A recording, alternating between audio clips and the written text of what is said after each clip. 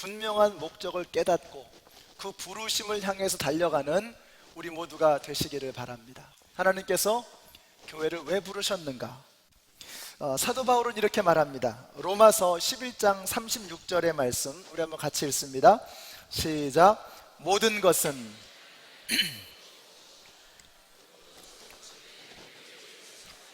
모든 것은 그분의 영광을 위해서 존재합니다. 아멘. 모든 것은 그분의 영광을 위해서 존재한다고 말씀합니다. 교회를 부르신 이유도, 교회가 이 땅에 존재하는 이유도, 아니 이 땅에 인간이 존재하는 이유도 오직 한 가지의 목적입니다. 하나님의 영광을 위해서라고 하는 것입니다.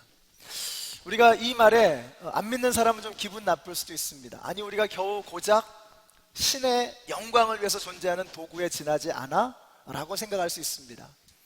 그러나 우리에게는 이것이 전혀 다른 의미죠. 아니 내가 뭐길래, 도대체 나 같은 것이 뭐길래 하나님께서 나를 통해서 당신의 영광을 드러내려고 하시는가 하는 것입니다. 이 땅에 있는 모든 것은 다 하나님의 영광을 위해서 존재하는 것입니다. 인간은 하나님의 영광을 위해서 지음받았습니다. 그러나 모든 사람이 죄를 범하였음에 하나님의 영광에 이르지 못하게 되었습니다. 그래서 우리에게 예수님께서 오신 것입니다. 예수님께서 우리의 죄를 사하여 주시고 우리의 죄의 문제를 해결하시고 우리를 이제 하나님의 영광을 드러낼 수 있는 영광스러운 존재로 회복시켜 주시는 것입니다. 그래서 우리는 인간은 이제는 하나님의 영광을 드러낼 수 있는 존재로 예수 그리스도를 통해서 다시 태어나게 되는 것입니다. 근데 이 영광이라고 하는 말이 굉장히 중요한 말입니다. 이게 번역의 한계인데요, 헬라어로 덕사라고 하는 단어를 씁니다. 덕사. 근데 이 덕사라고 하는 말은 번역을 하려고 하니까 우리 한국말 중에서 단어 하나를 선택을 해야 되잖아요. 그러다 보니까 영광이라고 번역을 했지만 원래 이 덕사라고 하는 말은 생각한다는 뜻입니다. 생각한다. 그러니까 우리가 하나님께 영광을 올려드린다라고 하는 이 말은 그냥 저 밑에 있는 분을 비행기 띄우듯이 띄워서 높여드리는 그런 차원의 이야기가 아닙니다. 왜 우리가 이야기하다 보면 갖고 놀다가 제자리에만 놔, 비행기 띄우듯이 띄우지만 제자리만 갖다 놔 이렇게 얘기하잖아요. 하나님의 영광은 그런 게 아닙니다. 낮은 곳에 있는 것을 높이는 그런 영광을 말하는 게 아니에요. 영광이라고 하는 것은 생각하는 것입니다. 높은 곳에 계신 지존하신 하나님을 바라보며 목격하며 그분의 크고 위대하심을 생각하는 것, 이것이 바로 영광을 올려드리는 것입니다. 그래서 우리는 하나님의 영광을 생각하는 것입니다. 하나님의 영광을 위해서 우리가 이 땅에 존재하는 것입니다. 오늘 이 예배가 지존하신 하나님, 인간의 말로는 도무지 형용할 수 없는 하나님의 높고 위대하심을 목격하고 그 영광을, 찬란한 영광을 바라보실 수 있는 오늘 이 예배가 되시기를 예수님의 이름으로 축원합니다. 그래서 제가 예배를 시작하면서 그런 말씀 드렸죠. 예배는 드리는 것이기 전에 보는 것이다 라는 말씀을 드렸어요. 예배는 보는 겁니다. 뭘 보느냐? 하나님의 영광을 보는 겁니다. 하나님의 영광 보면 끝나는 겁니다. 더 이상 다른 게 아무것도 필요가 없어요. 여러분, 하나님의 찬란한 영광을 바라보는 것이 예배의 목적입니다. 우리가 그 찬란한 영광을 예배 가운데서 목격하게 되면 우리를 통해서 하나님은 위대한 역사를 이루실 수 있습니다. 우리가 그 영광을 바라보면서 감격하고 감동하여 어찌할 바를 몰라서 가슴이 뜨겁게 타오르는 것입니다. 그 영광을 우리끼리만 간직할 수 없어서 세상에 나가서 그 영광을 함께 나누는 것, 그것을 뭐라 그래요? 전도라고도 부르고 선교라고도 부르는 것입니다. 그러니까 선교가 먼저 있는 게 아닙니다. 교회가 왜 존재하느냐? 선교를 위해서 존재한다? 맞는 말이지만 틀린 말입니다. 선교는 그 다음입니다. 먼저 해야 될 일이 뭐냐면 하나님의 영광을 보는 거예요. 하나님의 영광을 보면 그분의 영광을 전하지 않고는 견딜 수가 없는 것입니다. 아까 우리 선교 보고 하시면서 선교는 중독성이 있는 것 같다, 그런 말씀입니다. 하나님의 영광은요, 중독성이 있습니다. 가장 좋은 것이기 때문에, 이 세상에서는 발견할 수 없는 가장 찬란한 것이기 때문에 세상의 다른 어떤 것으로도 유혹되지 않습니다. 다른 어떤 것으로도 그 감동이 가감되지 않는 것입니다. 가장 찬란하고 가장 아름다운 것이 바로 하나님의 영광입니다. 그 영광을 본 사람은 그것을 전하지 않고는 견딜 수 없는 것입니다. 오순절날 마가의 다락방에 불같은 성령이 임하셨습니다. 성령만 임한 것이 아닙니다. 그들은 하나님의 영광을 그날 본 것입니다. 그 영광을 본 것을 자기 안에만 감출 수 없어서 저들은 세상으로 뛰쳐나가는 것입니다. 어떤 사람은 인도로, 어떤 사람은 에티오피아로, 어떤 사람은 지중해를 다니면서 복음을 전할 수밖에 없는 그러한 사람들이 되어버린 것입니다. 그래서 우리가 예배 가운데 하나님의 영광을 보는 것이 중요합니다. 우리가 예배를 드리면서도 그냥 하나님 앞에 그냥 몸만 나와 있거나 혹은 생각만 드리는 그런 예배가 아니라 하나님의 영광을 목격하게 되면 내 인생이 달라지게 되는 겁니다. 내가 하나님의 영광을 목격하면 가정에서 내 삶의 모습이 달라지는 거예요. 우리의 목장이 달라지는 겁니다. 교회의 모습이 달라지게 되는 것입니다. 여기 계신 모든 성도님들이 그냥 예배당에 오셔서 마당만 밟고 왔다가 가시는 것이 아니라 하나님의 거룩한 지성소로 들어가서 하나님의 영광을 목격하게 되시기를 예수님의 이름으로 축원합니다. 그러면 선교는 되는 겁니다. 선교는 프로그램으로 되는 게 아니에요. 전도 폭발 훈련으로 되는 게 아닙니다. 선교 훈련 가지고 되는 게 아니에요. 하나님의 영광을 봐야 됩니다. 하나님의 영광을 목격하면 그 영광을 영원토록 평생토록 증거하지 않고는 견딜 수 없는 것입니다. 그러니까 우리가 주일날 모여서 해야 되는 일이 뭐냐면 예배를 통해서 하나님의 영광을 바라보는 것입니다. 또 우리 연합장로교회에 하나님의 영광이 임하게 되시기를 바랍니다. 하나님의 영광이 이미 임하고 계신 것을 저는 느낍니다. 올해 단기 선교를 보면서 그런 느낌을 강하게 받습니다. 올해 단기 선교는 여러 가지 면에서 굉장히 많은 성과를 저희가 얻었습니다. 가장 많은 단기 선교 팀원들이 참여했습니다. 가장 많은 팀이 다녀왔습니다. 3팀이 다녀왔는데 그 중에는 영어권 만으로 구성되어진 그런 단기 선교 팀도 최초로 이번에 가게 되었습니다. 또 우리가 전에까지는 계속해서 IT 한 곳을 다녔는데 이제는 이제 도미니카 공화국으로 가게 됐고 그 다음에 이번에 멕시코로 선교의 지평을 넓히게 되었습니다. 도미니카 우물 사역은 저희가 2번째 가는 겁니다. 그래서 우물을 팔 수 있는 그런 경험과 지식을 상당히 축적을 했습니다.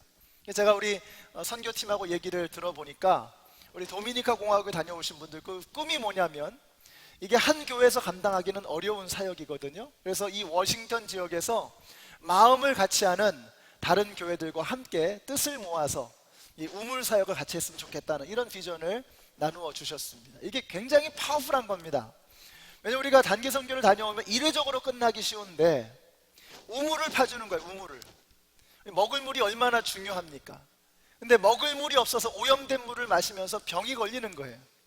우물을 파주는데 지하에 80피트, 100피트, 150피트까지 들어가서 맑고 깨끗한 지하수를 끌어올리는데 그 우물을 어디에다 파주느냐? 교회 앞에 파주는 거예요. 교회 앞에. 그러면 예수님 안 믿던 사람들도 교회 와서 물 받아 마시다가 찬송 듣고 말씀 듣고 예수님을 만나게 되는 겁니다. 굉장히 파워풀한 사역입니다. 그래서 이 사역을 우리가 할 수 있는 그런 준비를 우리가 해가고 있습니다. 이번에 우리가 그 단기 선교를 준비하면서 특별히 좀 저희가 은혜를 받는 것은 온 교회의 성도님들이 함께 준비하셨다는 이 사실을 보면서 참 감사했습니다. 펀드레이징을 할 때도 말씀하셨던 것처럼 정말 다양한 방식으로 펀드레이징을 했습니다. 우리 학생들이 세차를 하고 또 좋은 장소를 주셔서 또 바자회를 했는데 아주 성과를 거뒀고요. 또 골프 대회도 하시고 또 여러 가지 방식으로 우리가 펀드레이징을 했습니다. 제 생각에는 올해 우리 펀드레이징의 백미는 이 버페식 런치 도네이션이 아니었을까 하는 생각이 듭니다. 저는 2번 했는데 그때마다 얼마나 기다려지는지.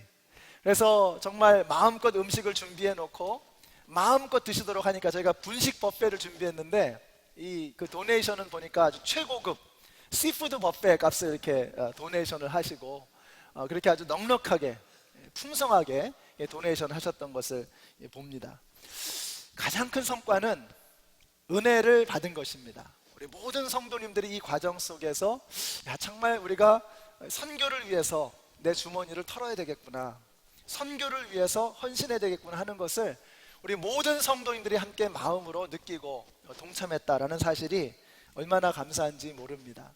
우리가 해마다 선교를 위해서 펀드레이징을 하다 보면요, 아무리 조심하고 애를 써도 조금씩은 잡음이 있게 마련입니다. 근데 올해는 우리가 받은 은혜가 너무 크니까 잡음이 있었는지 없었는지 이런 거는 저희가 생각도 하지 못하고 그냥 은혜 받고 지나갔던 그런 생각이 납니다. 그래서 21분의 우리 단기 선교 팀원들이 다녀오셨지만 이것은 21분만의 선교가 아니었고 정말 명실공히 우리 연합장로교회 모든 성도인들이 함께 하셨던 단기 선교라고 하는 생각을 하게 되었습니다. 여러분이 아니었다면 가능하지 않았을 일입니다. 우리 한번 옆에 있는 분들에게 이렇게 한번 말씀해 주세요. 당신 때문에 가능한 일이었습니다. 말씀해 주세요. 네, 당신 때문에 가능한 일이었습니다. 네, 열심히 먹어주시고 열심히 또 땀 흘려주시고 그래서 우리가 할 수 있었던, 우리가 해낸 일입니다. 자, 우리가 선교를 하는데 제가 내년에는 좀 상당한 기대가 됩니다.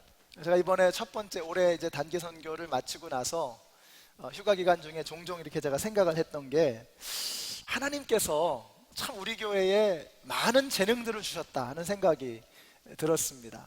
음악을 하는 우리 젊은이 음악가들도 있고요, 또 의수를 하시는 분들도 계시고 미용하시는 분도 계시고 태권도, 축구, 건축, 이게 선교지에 가면요 엄청난 사역을 할 수 있는 아주 큰 재능들입니다. 제 마음속에 이 재능을 잘 오거나이즈를 해서 우리가 정말 잘 준비를 해서 선교지에서 이것을 단기 선교로 우리가 해낼 수 있다 그러면 하나님께서 크게 역사하시겠다는 이런 마음이 드는 거예요. 그래서 그런 생각도 듭니다. 이렇게 음악하는 우리 음악인들이 선교지에 가서 거기 정치인들, 또 우리 그 지역의 유지들, 예수 안 믿는 사람들 다 모아놓고 기가 막힌 근사한 음악회를 하는 겁니다. 선교사님을 돕는 일이죠.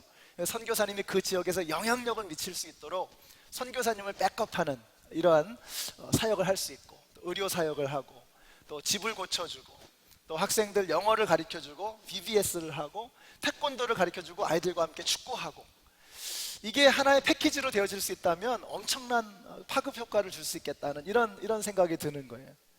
이런 생각이 가능하다라는 마음이 든 것이 바로 여러분들이 올 한 해 보여주셨던 선교를 향한 열정이었습니다. 제가 1년 내내 영혼권 외쳐서 그런지 하여튼 모든 성도님들이 선교해야 된다고 하는 이 마음에 대해서 하나로 모아지는 것을 느낄 수가 있었습니다.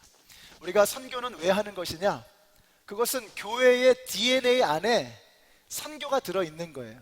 하나님의 영광을 위해서 교회가 존재하고, 그 영광을 목격한 사람들이 그 하나님의 영광에 대한 감격을 감출 수 없어서 멀리까지 달려가는 것입니다. 이웃에게 달려가는 것입니다. 이것이 전도이고 선교인 것입니다.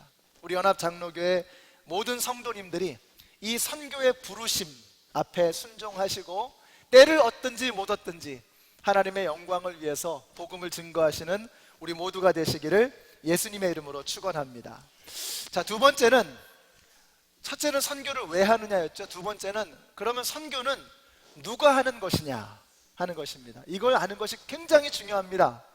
선교는 누가 하는 것입니까? 선교사님이 하는 것입니까? 아니면 교회가 하는 것입니까? 사람이 하는 것입니까? 선교단체가 하나요? 아닙니다. 선교는 하나님이 하시는 겁니다. 하나님이 하시는 그 하나님의 일에 우리는 그저 쓰임받는 것일 뿐입니다. 그래서 우리 로마서 15장 18절 말씀 같이 읽습니다. 시작. 그리스도께서 이방인들을 순종하게 하기 위하여 나를 통하여 역사하신 것 외에는 내가 감히 말하지 아니하노라. 이게 무슨 말이냐? 이 선교 일을 사도 바울이 다 한 것처럼 보이지만, 사도 바울이 뛰어다닌 것 같고, 사도 바울이 복음을 전한 것 같고, 사도 바울이 제자들을 키운 것 같지만 아니라는 거예요. 사도 바울의 말은 나를 통해서 하나님이 하셨다는 것입니다. 나는 그저 주님에게 쓰임받은 도구에 지나지 않는다는 거예요. 여러분, 스피커가 있습니다. 스피커가 소리를 내는 게 아닙니다. 스피커를 통해서 소리가 나오는 것입니다. 우리는 그저 하나님에게 쓰임받는 도구에 지나지 않는 것입니다. 선교의 주체는 하나님이십니다. 이것을 미시오 데이라고 합니다. 하나님의 선교. 하나님께서 선교의 주인이십니다. 이것을 아는 게 왜 중요하냐면, 선교가 하나님이 선교의 주인이라고 하는 것을 알 때 우리는 상황과 형편에 지배받지 않습니다. 환경에 지배받지 않고 우리의 선교의 사역을 끝까지 감당할 수 있는 것입니다. 교회가 선교를 하기 위해서는 많은 재정이 들어갑니다. 우리 교회에서도 거의 15% 이상, 20% 조금 안 되는 그런 수치로 선교를 하고 있다는 말씀을 들었습니다. 제 마음에는 20% 이상은 우리가 선교를 위해서 할 수 있으면 좋겠다는 생각이 들고요, 나중에는 그래도 4분의 1, 원쿼러는 선교를 위해서, 영혼 구원을 위해서, 전도와 영혼 구원을 위해서 써야 되지 않겠나는 이런 마음이 자꾸 부담이 옵니다. 하나님께서 그렇게 하실 거라고 생각이 됩니다. 우리가 하나님께서 하시는 선교라면 형편이나 상황에 지배받지 않을 수 있다는 겁니다. 우리가 이렇게 선교지를 보면은요, 정말 낙심천만입니다. 보면은 뭐 사우디아라비아라든지 뭐 이라크, 이란 같은 곳에서 하시는 선교사님들 얘기를 들어보면요, 20년, 30년을 선교 사역을 하는데 그러고 나서 겨우 2명, 3명 회심시켰다, 제자 만들었다는 이런 이야기를 듣습니다. 그걸 보면 정말 낙심충만입니다. 이거 어떻게 이렇게 되겠나, 이거 이래가지고 선교가 되겠나, 이래서 하나님의 나라가 확장이 되겠나 하는 이런 생각이 드는 거예요. 그러나 여러분, 선교의 주인은 누구라고요? 하나님이 선교의 주인이라고 말씀하고 있습니다. 하나님께서 우리를 통해서 역사하시는 거예요. 우리는 하나님에게 순종하기만 하면 되는 겁니다. 미시적으로 보면, 짧게 끊어서 보면 안 되는 것 같아요. 선교의 현황을 보면 안 될 것 같아요. 그러나 반드시 될 수밖에 없는 것은 하나님께서 선교의 주체이시기 때문입니다. 여러분, 스데반 집사님 아시죠? 7명의 집사님 중에서 가장 성령 충만하시고 가장 유능한 분이었습니다. 이분이 설교 한 번 하시고 돌에 맞아서 죽으셨습니다. 순교 당하셨어요. 이것만 봐가지고 이게 되겠나, 이래서 땅끝까지 복음이 증거되겠나 하는 생각이 들지요. 그러나 그 자리에 누가 있었습니까? 사도 바울이 있었습니다. 바울이 그 장면을 목격합니다. 스데반에게서 튄 그 피가 바울의 가슴에 젖어드는 겁니다. 그리고 바울이 결국은 예수님을 만나고 바울이 뛰는 겁니다. 지중해를 다니면서 목숨을 걸고 돌팔매질을 당하고 그렇게 풍랑을 만나면서 배고픔을 겪으면서 목숨 걸고 복음을 전하는 거예요. 우리의 눈으로 보면 안 될 것 같지만, 선교의 현황만 보면 안 될 것 같지만, 하나님의 나라는 반드시 이루어지게 되는 것을 믿으시기 바랍니다. 선교의 주인은 하나님이십니다.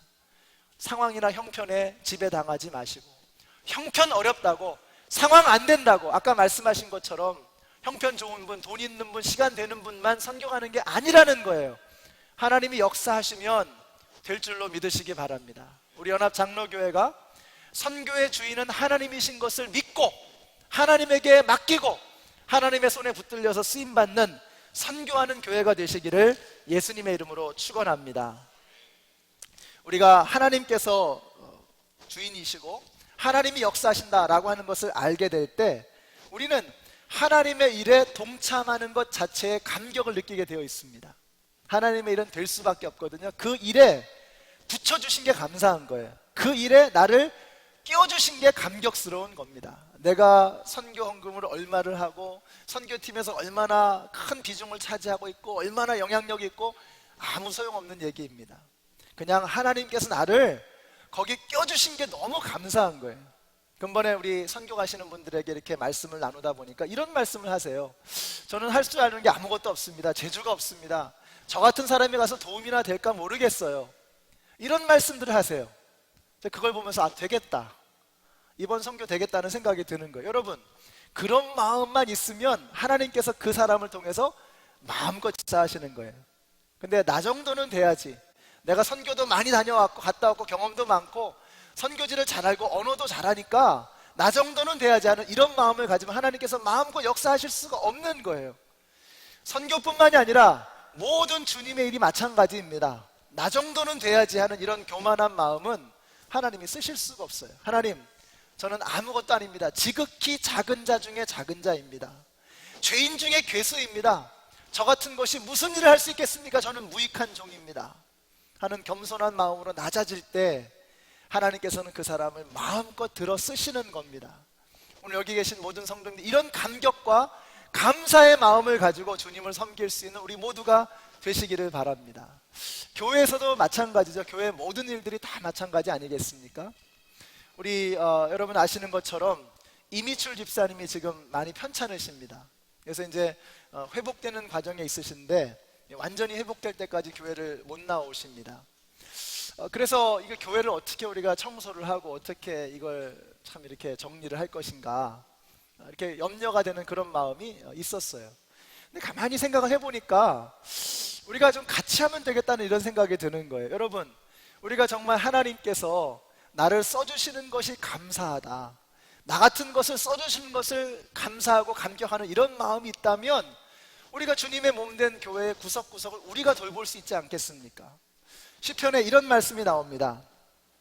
84편 10절에 이런 고백이 나옵니다. 주님의 집들 안에서 지내는 하루가 다른 곳에서 지내는 첫날보다 나으니 악인의 장막에 살기보다 하나님의 집 문지기로 있는 것이 더 좋습니다.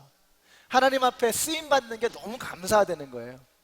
다른 것이 아무리 좋아도 그것과 비교할 수 없는 기쁨이 주님의 집 문지기로 섬기는 것에 있다는 것입니다. 우리 이런 감격을 가지고 주님의 몸된 교회를 섬길 수 있다면 무엇이 문제가 되겠습니까? 여러분 가운데서 특별히 여러분이 자주 가는 화장실, 내가 이 화장실은 참 자주 쓰네, 이런 분이 계시면 주님, 제가 이 화장실은 제가 한번 청소해 보겠습니다. 여러분 중에 특별히 음식을 많이 드시는 분이 계시면 주님, 제가 주방은 좀 제가 청소를 한번 해보겠습니다. 바닥은 한번 쓸어 보겠습니다. 여러분 깨끗하게 방을 사용하시고 여러분이 자주 쓰시는 방은 여러분이 책임지시고, 교회 가다가 이렇게 휴지가 떨어져 있으면 그냥 지나치지 마시고 줍는 거예요. 주님의 집에 문지기로 있는 것이 너무 감사합니다. 이런 감격이 우리에게 있다면 여러분, 우리가 이 주님의 몸된 교회를 얼마든지 우리가 돌볼 수 있어요. 그런 감격으로, 그런 마음으로 주님의 몸된 교회를 섬겨야 하고, 그런 감격으로 우리 선교를 위해서 우리가 헌신해야 되는 것입니다. 하나님, 저 같은 것을 써주시니 감사합니다 하는 이런 마음이 있어야 되는 것입니다. 선교는 내가 하는 것이 아니고 우리 교회가 하는 것이 아닙니다. 나를 통해서, 그리고 우리 교회를 통해서 하나님이 하시는 것입니다. 이 확신을 가지고 어떠한 형편과 상황에서도 포기하지 않고 계속해서 선교의 사역을 감당하시는 우리 연합장로교회가 되시기를 예수님의 이름으로 축원합니다. 자, 세 번째로, 그러면 우리가 어떻게 이 선교 사역을 해낼 것이냐, 무슨 힘으로 이 선교 사역을 감당할 것이냐 하는 것입니다. 오늘 본문은 우리가 읽으신 사도행전 1장 1절부터 11절까지의 말씀은 예수님께서 부활하시고 승천하시는 장면입니다. 하늘로 올라가시기 직전에 하셨던 몇 가지 말씀들이 있습니다. 마지막 말씀이기 때문에 대단한 무게를 가지고 있습니다. 자, 그런데 4절에 뭐라고 말씀하세요? 너희는 예루살렘을 떠나지 말고 내게서 들은 아버지의 약속을 기다려라, 이렇게 말씀하십니다. 떠나지 말고 기다리라는 것입니다. 기다림이라고 하는 단어는 요즘에 별로 이렇게 인기 있는 단어가 아니죠. 인터넷을 하다가도 조금 이렇게 그 레그가 되면, 늦어지면 막 이렇게 막 누르죠. 버튼을 막 누르죠.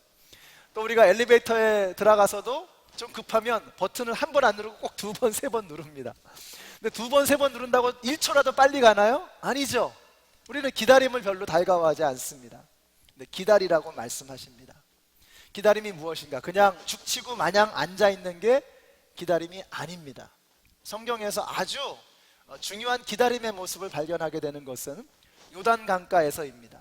이스라엘 백성들이 40년간의 광야 생활을 마치고 드디어 가나안 땅으로 들어가는 순간입니다. 그때 가나안 요단강을 건너자마자 그 강변에서 하나님께서 할례를 명하십니다. 요즘처럼 수술 칼로 해가지고 위생 처리해가지고 할례를 받는 게 아닙니다. 부싯돌 같은 돌칼로 할례를 하는 것입니다. 그러면 남자들은 죽습니다. 3일 동안 그냥 꼼짝없이 누워 있어야 되는 거예요. 자, 그 상황에서 가나안의 백성들이 쳐들어오면 그냥 몰살당하는 겁니다. 끝나는 겁니다. 그러면 3일 동안 누워 있으면서 그들이 뭘 했을까요? 기도하는 겁니다. 죽기 살기로 기도하면서 기다리는 겁니다. 하나님 살려주세요. 하나님이 도와주지 아니하시면 우리는 몰살당하고 맙니다. 여기서 끝나고 맙니다. 40년간의 고생이 수포로 돌아가고 맙니다. 주님 살려주세요. 그 3일 동안 그들은 기다리며 누워있으면서 하나님을 향해 두 손을 뻗치며 하나님을 갈망했던 것입니다. 예루살렘을 떠나지 말고 기다리라고 말씀하십니다. 그냥 죽치고 앉아서 넋놓고 기다리라는 것이 아니라 하나님을 갈망하라는 것입니다. 그때 하나님께서 위대한 것을 전해주십니다. 그것이 무엇입니까? 바로 성령이었습니다. 우리 같이 한번 읽어보실까요? 시작. 오직 성령이 너희에게 임하시면 너희가 권능을 받고 예루살렘과 온 유대와 사마리아와 땅끝까지 이르러 내 증인이 되리라 하시니라. 아멘. 우리 하나님께서 이 엄청난 성령의 능력을 저들에게 부어주셨습니다. 성령이 임하면 역사가 나타나는 것입니다. 성령이 아니고서는 이 사역을 감당할 길이 없었던 거예요. 왜냐하면 이제부터 제자들이 나아가서 만나게 될 전쟁은 영적인 전쟁이었기 때문입니다. 그것은 영적 전쟁입니다. 마귀의 품 안에 있는 영혼들을 떼어내어서 주님의 품으로 옮겨드리는 것입니다. 이 영적 싸움을 감당하기 위해서 저들에게 한 가지 필요한 것이 있었습니다. 그것은 은이나 금이 아니었습니다. 세상의 권력이 아니었습니다. 예수의 이름, 곧 성령의 능력이었습니다. 성령이 저들에게 임하게 될 때 그들은 능력을 받고 권능을 받고 예루살렘과 온 유대와 사마리아와 땅끝까지 이르러 복음을 전할 수 있는 역사가 그들 가운데 시작되는 것입니다. 저들에게 필요한 것은 성령의 능력이었습니다. 우리가 선교의 사역을 하는데, 감당하는데 어떻게 이 사역을 감당할 것이냐? 사람의 힘으로 되지 않습니다. 돈으로 선교하는 거 아닙니다. 하나님의 능력으로, 성령으로 선교하는 것입니다. 우리가 성령을 받을 때 우리에게 권능이 임하게 됩니다. 하나님께서는 우리에게 성령을 주기를 원하십니다. 우리가 성령 충만하기를 가장 원하시는 분은 성령님이십니다. 하나님께서 누구보다도 우리가 성령으로 충만하기를 원하십니다. 누가복음에 이런 말씀이 나오죠. 너희가 악할지라도 자식에게 좋은 것을 줄 줄 알거든 하물며 하늘에 계신 너희 아버지께서 구하는 자에게 성령을 주시지 않겠느냐. 우리에게 누구보다도 성령 주기를 원하시는 분은 성령님이십니다. 하나님이십니다. 그러므로 여러분이 두 팔을 벌려서 갈망하기만 하면 성령님 나에게 오셔서 충만하게 채워주시옵소서 기도하고 부르짖기만 하면 성령님 오셔서 우리를 채워주실 것을 믿으시기 바랍니다. 우리 연합장로교회는 성령으로 충만한 교회가 되었으면 좋겠습니다. 그래야 능력이 임하고 그래야 막한 마귀의 권세를 무너뜨릴 수 있는 하나님의 역사가 나타나기 시작하는 것입니다. 여러분, 선교는 되어질 수밖에 없는 하나님의 사업입니다. 여러분, 선교가 명령입니까? 약속입니까? 물론 예수님께서 하신 명령이지요. 그러나 명령 이전에 사실 선교는 약속입니다. 창세기 12장 3절에 보니까 아브라함에게 이렇게 말씀하셨어요. 땅의 모든 민족이 너로 말미암아 복을 받을 것이다. 복을 받게 될 것이라고 말씀하십니다. 너를 통해서 하나님의 나라가 이 땅 가운데 이루어질 것이라고 하나님께서 약속하셨어요. 선교는 명령이기 전에 되어질 수밖에 없는 하나님의 축복이고 약속인 것입니다. 이 선교의 사역에 동참하는 것이 축복이라는 거예요. 되어질 수밖에 없는 하나님의 사업에 내가 나를 껴주시는 것, 나를 붙여주시는 것, 이게 하나님의 은혜라는 것입니다. 교회는 이것을 위해서 부름받은 사람들입니다. 하나님께서 왜 우리를 부르셨느냐? 왜 우리를 성도로 부르셨느냐? 왜 연합장로교회를 47년 전에 이 땅에 세우셨느냐? 왜 이곳으로 우리를 부르셨느냐? 그 이유는 하나밖에 없습니다. 하나님의 영광을 우리를 통해서 이 땅 가운데 드러내기를 원하시는 거예요. 이제 우리가 성령을 받고 하나님의 영광을 바라보면 이제 우리 안에서 찬란하게 빛나는 그 성령님의 영광, 하나님의 영광을 이 세상 가운데 드러내지 않고는 견딜 수가 없는 것입니다. 선교는 프로그램이 아니라 되어질 수밖에 없는 하나님의 역사인 것입니다. 우리 연합장로교회 모든 성도님들이 이제 선교하는 일에 마음을 모으게 되시기를 바랍니다. 영혼 구원하는 일에 생명을 걸게 되시기를 바랍니다. 이 하나님의 역사에 동참하게 될 때 하나님께서 우리를 통해서 놀라운 역사를 이루어 주실 것입니다.